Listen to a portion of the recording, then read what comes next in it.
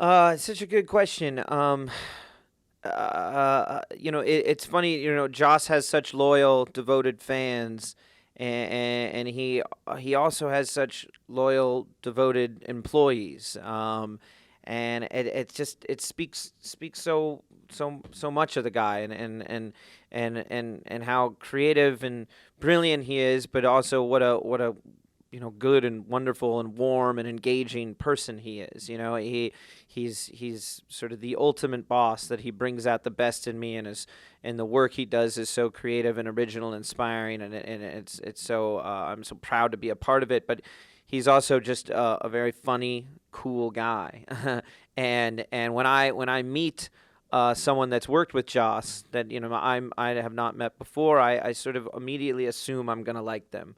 Whether it's a cast member from Angel or something, or a crew member from Firefly. When I learn that we share sort of a Joss Whedon work experience, I sort of immediately assume, all right, this guy's cool. And I kind of feel the same way, or kind of. No, I feel the same way with Joss Whedon fans. I meet them on the street, or in a convention, or in any sort of circumstance, and I do feel a certain kindred spirit, or a like-minded person, and if anything, sometimes I'm the one keeping them around. I'm start geeking out to them, and they're like, "Okay, I gotta go. It was nice meeting you." Like, all right. um, but he has that amazing sort of wonderful effect on the people that he inspires, and that's both fans and his employees, and the people that have worked for him, and he's kind of the best. Yeah, Much Ado About Nothing. We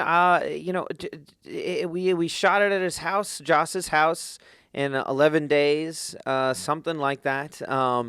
And it started, no joke. I just got, he does little readings at his house. He'll have friends over, and we'll just read a play in his backyard. And when I first got wind of this, I said to him, I was like, I want to be at the next one. This is so cool. I got to be a part of it.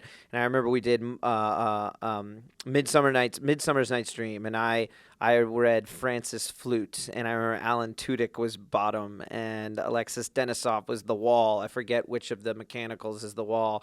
But anyway, we got up and performed Pyramus and Thisbe, the play within the play, sort of an impromptu sort of staged performance of it. And it was a lot of fun, and it was silly, and it was just great. And then one day, a couple years later, Joss emails me saying, "Hey, I'm thinking about doing, another reading, but this time I'm thinking about filming it." And I always imagine, a little camcorder and little scripts in hands, and just the most casual thing.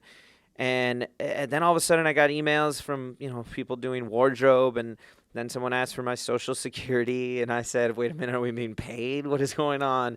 And then I finally showed up. I remember the very first day I stopped at a Starbucks at about 6 in the morning, and some girl recognized me from Dollhouse that was working there, and I was like, "Oh, that's cool. Like, I'm actually going to Joss's house right now." And she said, "What are you doing?" And I was like, "I don't really know. I guess we're making a movie." And then I showed up, and there was a grip truck, and just one thing led to another, and all of a sudden, what became sort of something fun and organic now is sort of taken a life on of its own, and I think we have something really special and something really interesting and unique, and not the Shakespeare you've seen on film before, and just another sort of another cool brushstroke of originality from Joss. But I think it's going to be really, really interesting, and I think that how it developed so sort of loosely and organically, I think it will be in the film. The sort of spirit of the film has that kind of wonderful sort of whimsical kind of quality to it, and I think that'll be something really special.